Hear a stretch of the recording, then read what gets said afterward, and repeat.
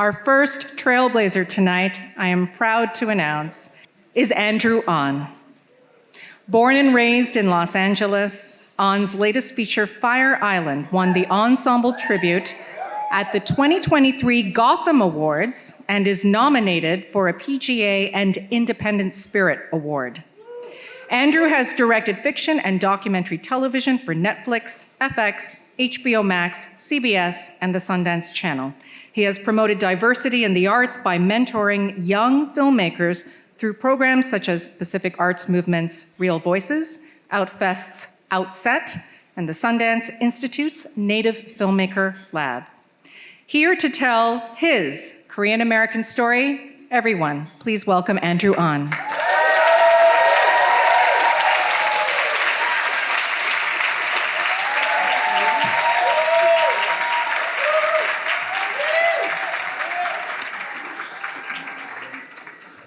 Hello, everyone. I am your Trailblazer honoree tonight with the least abs.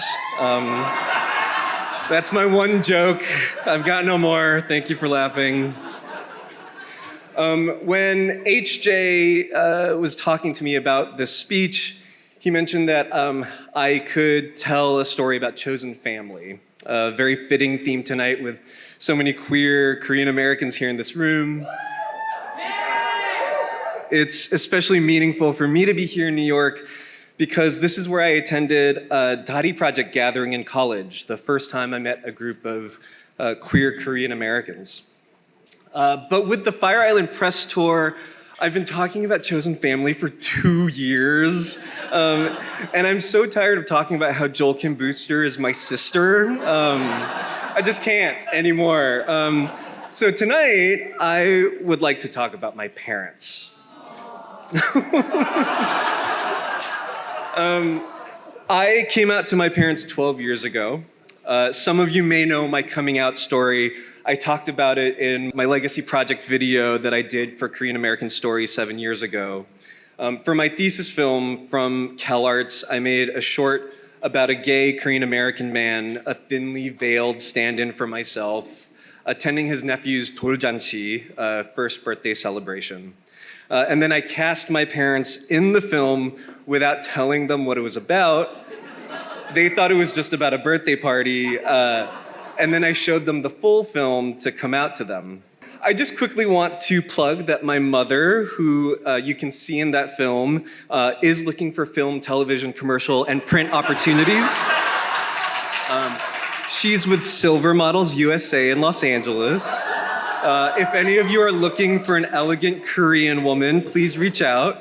Amma, I will be taking 10%. When I showed my parents the film, they were very in denial that they didn't understand the point of why I made it. And so I had to say the words that I was trying so hard to avoid saying. I had to say, I'm gay. I had no idea how they were going to take it. I had a bag packed just in case they kicked me out and I needed to crash with a friend. My parents got really quiet. I remember my mom getting a glass of water, and they asked me a lot of questions. When did I know? Do I have a boyfriend? Is this going to hurt your career? But at least they were talking to me. And through our conversations for over a decade now, my parents are here tonight.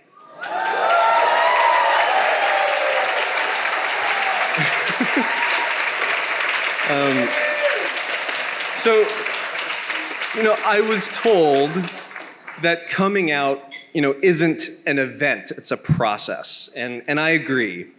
At the same time, I think events are important. Events, occasions, rituals, ceremonies, whether it's a 돌잔치 or an annual trip to Fire Island, rituals give us a chance to mark time, to digest our experiences, to understand our lives. Even this evening, this speech has given me the opportunity to reflect on my relationship with my parents, to understand how lucky I am to be their son. This is why the work of Korean American Story, is so important. By telling our stories, we find meaning. I want to close by telling you a new story, one that's still being written, one that you haven't heard. I introduced my boyfriend Sean to my parents a few years ago, And it's been really wonderful to see them get to know each other. My parents don't judge Sean or keep him at a distance. They've brought him in close. They see him as a human being, one that I care deeply for. We've gone to Korean barbecue. My dad and I have took Sean fishing. My mother cooked meontang with the fish we caught, and we ate all together, chewing and spitting out the bones. For my birthday this past year, we all went to Benihana because I love an onion volcano. A few months ago, we were in DC visiting family, and we had a really great day. It wasn't a special occasion per se, which is why I think it's important for me to memorialize it now. Sean and I had lunch with my parents. We went to Chipotle. We tried to find a stock pot for my brother. So we went to Target and like Williams-Sonoma, Bed Bath & Beyond, Marshalls and Ross. We got it at Ross. We went to a park, Luria Park, and we saw dragonflies and a lizard. When we got back to my brother's place, my dad showed Sean how to play Baduk, also known as the game Go. And Sean knew the basics from his dad, but my dad was helping. And my dad explained to Sean how you have to build cheap houses or homes on the board using the black and white stones. And Sean would put a stone down, and my dad would say, maybe put it here. And so they weren't really so much playing against each other as they were kind of playing with each other, a collaboration. And I sat and watched them play, these two men in my life, building homes on a Baduk board. And it reminded me of the home that my parents have created and raised me in, and the home I'm creating with Sean now. Amma and Appa, thank you for embracing Sean and including him in our family. This is a story that I hope has many more chapters, and I love you very much. Please know that everything that I do as an artist, as a filmmaker, is because of your love. When people watch my films and they laugh or feel comforted or feel seen, that's because of you. Everything I do as a friend is because of your love. You've shown me how to love people, how to support them.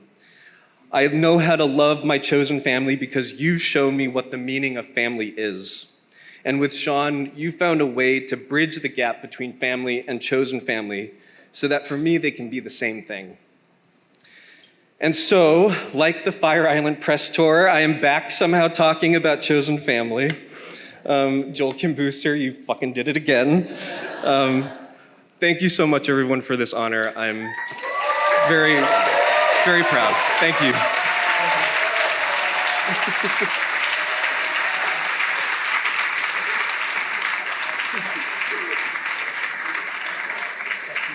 Thank